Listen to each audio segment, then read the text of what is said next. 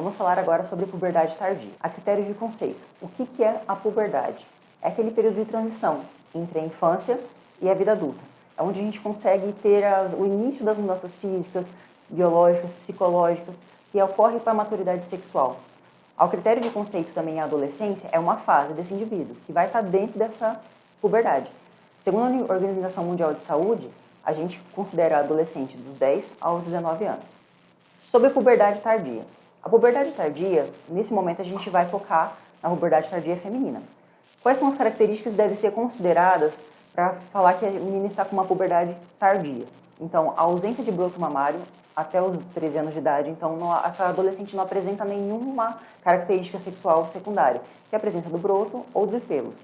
Se essa menstruação não ocorreu 5 anos após o início dessa puberdade, ou se ela não teve menstruação até os 15 anos.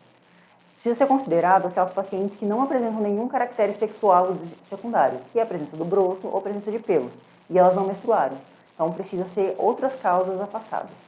Sobre o eixo, hipotálamo, hipófise e as gônadas, que são o ovário. A gente tem ali no hipotálamo a produção de um hormônio chamado GRH. Ele vai transformar em forma de pulsos, e isso vai estimular a hipófise a produzir 2 hormônios, que é o FSH e o LH. Esses 2 hormônios vão estar agindo ali nas gônadas, que são os ovários, para produzir os hormônios sexuais femininos, que é a progesterona e o estrógeno. E isso vai agir no útero. Dessa forma, a gente consegue ter um feedback. Então, hipotálamo estimula a hipófise, hipófise estimula as gônadas e a gente tem a produção desses hormônios, que vão agir de forma sistêmica dentro do nosso organismo. Quando temos algumas causas anatômicas, o que é isso? Aquele eixo talvez esteja adequado, mas a gente tem algumas coisas que interrompam com que aquela menstruação desça. A gente tem a ginesia mineriana, que a gente, quando se tem uma alteração, uma ausência de estruturas derivadas ali daqueles ductos, um ímen que não foi imperfurado, então a gente tem ali com que a passagem daquela menstruação não consiga descer, ou um septo vaginal transverso, fazendo com que dificulte ter essa ocorrência de menstruação. Quando nós temos as causas do hipogonadismo e hipergonadotrófico. Quando eu falo hipogonadismo, são a queda de hormônios, que são o estrógeno e a progesterona. Hipergonadotrófico, a gente tem os aumentos dos hormônios, que é FSH e LH. Ou seja, a gente tem alguma alteração ali na região das gônadas. Como vai fazer essa investigação para que a gente consiga? Nesse momento, a gente pede a solicitação do FSH. Esse FSH estando elevado, a solicitação do cariótipo. Esse cariótipo dele se ele está normal ou anormal, para que a gente consiga ter um fluxo de direção para fazer esse diagnóstico. Dentre as causas mais comuns, quando eu digo que tem um FSH elevado e aquele cariótipo está anormal, a gente tem a síndrome de Turner, que é onde aquela paciente vai aparecer com aquele pescoço mais alado, ela vai ter uma estatura mais baixa, um crescimento mais lento, uma sexualidade mais infantil. Hipogonadismo hipogonadotrófico. Quando eu falo do hipogonadismo, a gente tem alguma alteração nos hormônios que são produzidos ali nas gônadas, então, novamente, o estrógeno e a progesterona vão estar, de certa forma, alterados, e hipogonadotrófico. São a queda daqueles hormônios produzidos na hipófise, no caso, FSH e LH. O hipogonadismo e hipogonadotrófico, precisamos pensar nos hormônios de forma como se fosse um eixo mais superior, uma alteração entre hipotálamo e hipófise. Ali essa paciente ela vai ter alterações que são hipotalâmicas, algumas alterações também na glândula pituitária, alguma alteração com hipotireoidismo ou hiperprolactinemia. Afinal, a prolactina é produzida também na hipófise. Então, se temos alguma alteração naquela região, vai causar alguma disfunção nessa região. Quando apresenta nesse paciente, a gente tem um FSH baixo. E em cima disso, vamos fazer os testes de dosagens, tanto de imagem como de prolactina, para averiguar.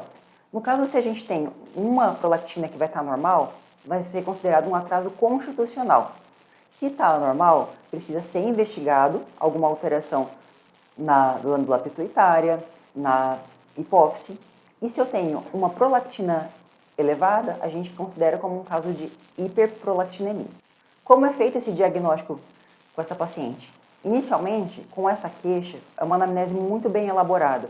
Então, saber os antecedentes com relação à menstruação, se veio ou não, como foi o desenvolvimento dela, isso é um desenvolvimento desde cognitivo, o desenvolvimento físico, e ao avaliar, como qualquer exame físico, a gente vai avaliar a curvatura de crescimento dessa menina para ver se está dentro dos padrões, ver o score, ver como ele está acontecendo, e temos a escala de Turner. A escala de Turner a gente avalia o que são esses caracteres secundários, que são os brotos mamários e o desenvolvimento desse pelo, para ver se está de acordo com a idade dela. Alguns exames complementares para a gente conseguir estar fazendo esse diagnóstico. O raio-x de punhos para ver com relação à densidade óssea, está dentro do valor adequado. Uma ultrassonografia dos órgãos genitais internos para ver se existe ou não. Um raio-x, uma ressonância magnética de crânio, uma ressonância magnética de crânio para averiguar se tem alguma alteração nesse eixo superior. Dosagem de FSH e LH, dosagem de estradiol, prolactina, TSH e o cariótipo. Vamos aplicar na prática. Então chegou uma paciente com 16 anos, com uma estatura mais baixa e as mamas não desenvolvidas. E ela ainda não menstruou. Qual que é a rotina que eu preciso fazer? Então, inicialmente eu vou dosar o FSH dessa paciente, vou solicitar um raio-x ali do punho para ver como está o desenvolvimento ósseo e a prolactina, lembrando que ela é produzida na glândula hipófise. Fiz os exames. O FSH está alto, então eu solicito um cariótipo.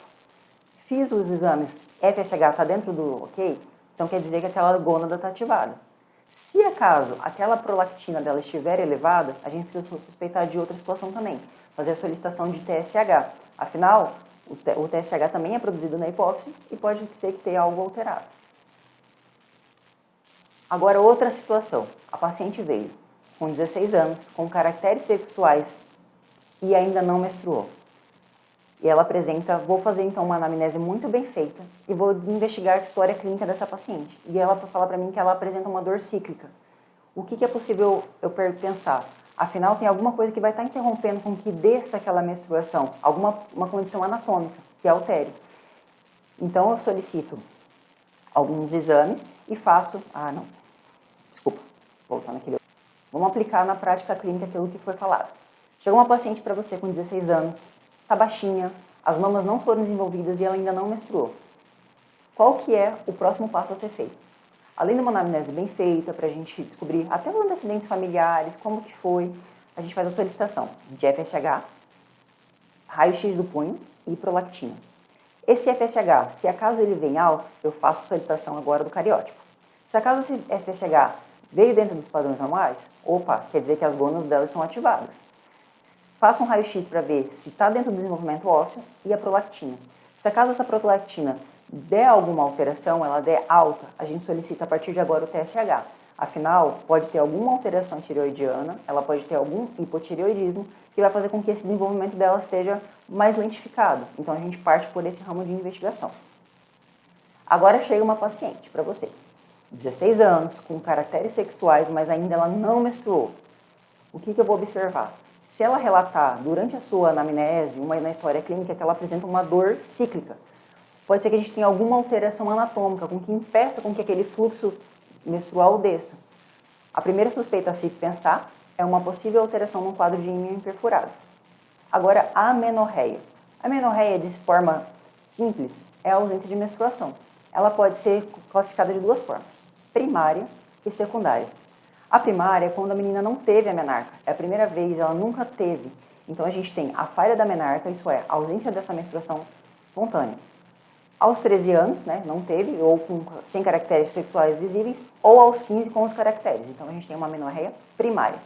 Quando eu falo que é uma amenorreia secundária, essas mulheres já teve a menstruação. Então, a gente vai avaliar de acordo com ciclos irregulares, que vão ser durante 6 meses, ou essa menina tinha ciclos regulares. Então, há 3 meses ela não está menstruando. Então, vamos investigar. Se acaso ela apresentasse ciclos irregulares, a gente precisa de uma investigação durante 6 meses. E, se ela tiver ciclos regulares, investigação durante 3 meses. Isso é importante de saber. Quando a gente tem uma amenorreia primária, ou seja, é aquele caso que ela nunca menstruou, não tem os caracteres sexuais até os 13 anos e não menstruou, ou se ela tem aos 15 anos e ainda não menstruou. Como vai ser essa investigação inicial? Inicialmente, o exame físico, aplicar a escala de Tanner, como foi feito anteriormente.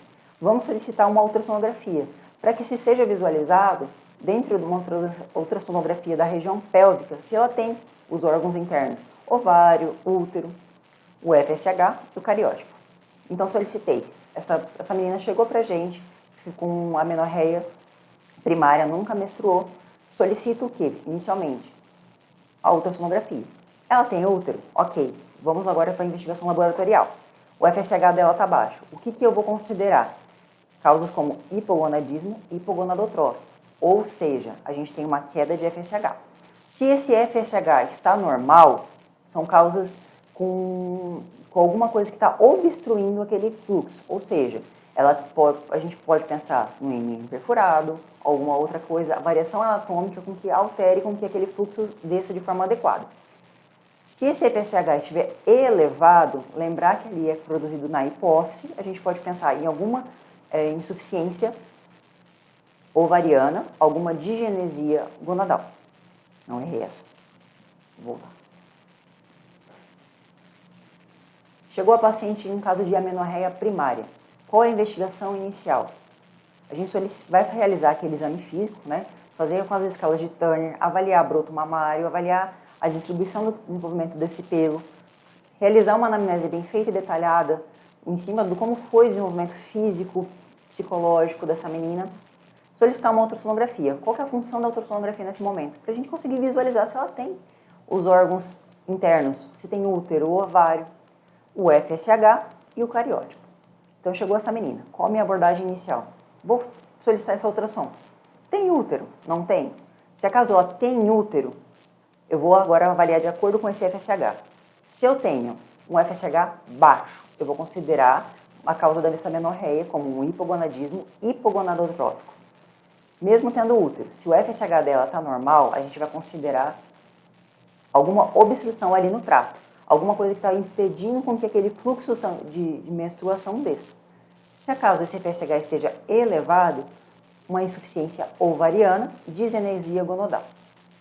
Se acaso a gente solicitou e acaso nessa ultrassonografia não tem a presença de útero, vamos solicitar o FSH e os cariótipos. Se o cariótipo estiver normal, né, 46XX, a gente pensa no principal causa, que é malformação mülleriana.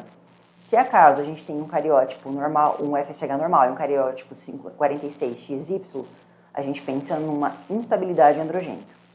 Então, lembrar da investigação inicial, ultrassonografia, FSH e cariótipo, no caso da ausência de útero. Vamos aplicar agora aquilo que a gente acabou de ver naquele fluxograma. Pensando que chega uma paciente aqui com 16 anos, ela possui esses caracteres sexuais secundários, mas ela ainda não menstruou, o que eu preciso primeiro avaliar? Além do exame físico, para fazer a escala de Turner, ver como que está o broto mamário, como está o desenvolvimento desse pé, esse pé. Ai, meu Deus! Tem que ver se está com o pé mesmo, você vai que não tem, né? Está alguma alteração ali. Aplicando agora na prática. Chega uma paciente no seu consultório, 16 anos, com os caracteres sexuais secundários. Então, você já avaliou ali, viu que tem a presença de broto mamário, tem a presença dos pelos, mas ela ainda não menstruou. O que eu preciso solicitar inicialmente? Uma ultrassonografia, para que eu consiga visualizar o quê? O útero. E partindo daí, a gente consegue ver quais são os possíveis diagnósticos. Se ela tem a presença de útero, possivelmente é um ímã perfurado. Se ela não tem, é uma digenesia mülleriana. Agora, outra situação. A paciente com 16 anos, mas sem caracteres sexuais secundários, ela não menstruou, realizou exame físico, realizou aquela anamnese bem feitinha, a gente vai solicitar esse ultrassom. Para quê? Para visualizar o útero. Se essa paciente tem útero, vou solicitar esse FSH. Caso esse FSH dê alto, eu solicito um cariótipo. Caso ele dê baixo, a gente precisa visualizar alguma alteração ali na região superior. Então, eu peço uma ressonância magnética de crânio. Foi lá essa mesma paciente, sem caracteres, ainda não menstruou. Solicitei esse ultrassom e ela veio sem útero. O que eu preciso fazer? Solicitar um cariótipo. Agora, no caso de amenorreia secundária, ou seja, essa mulher já tinha os períodos de menstruação. No caso, se ela tem ciclos que são regulares, essa ausência de menstruação durante 3 meses, para iniciar essa investigação, e no caso, tinha ciclos irregulares, esperar 6 meses para iniciar essa investigação. Então, dentro dessa investigação inicial, colher bem uma história clínica dessa paciente. Saber como era esse ciclo, saber se teve alguma alteração, períodos de estresse, né? Fazer o exame físico dentro dos padrões de normalidade. Averiguar, ver se tem alguma presença de massas, averiguar com relação ao desenvolvimento adequado de mamas, de pelo.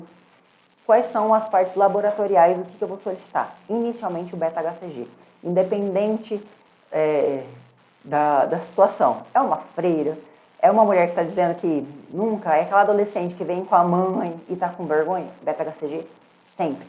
Depois um FSH e a prolactina. Então foi lá, colheu a história, fez o exame físico, dosagem de FSH e prolactina, depois que saiu o resultado beta-HCG negativo, ok? O FSH veio normal e essa prolactina veio elevada. A gente pensa em hiperprolactinemia. Isso pode ser causado por algum adenoma, alguma causa secundária por uso de drogas, alguma insuficiência renal. Esse FSH veio normal e a prolactina normal. A gente está num quadro de anovulação crônica, que pode ser causado por quê? Por uma síndrome de ovário policístico, por conta da obesidade. Solicitei o FSH, ele veio alto e a prolactina está ok, está normal. A gente tem alguma insuficiência ovariana.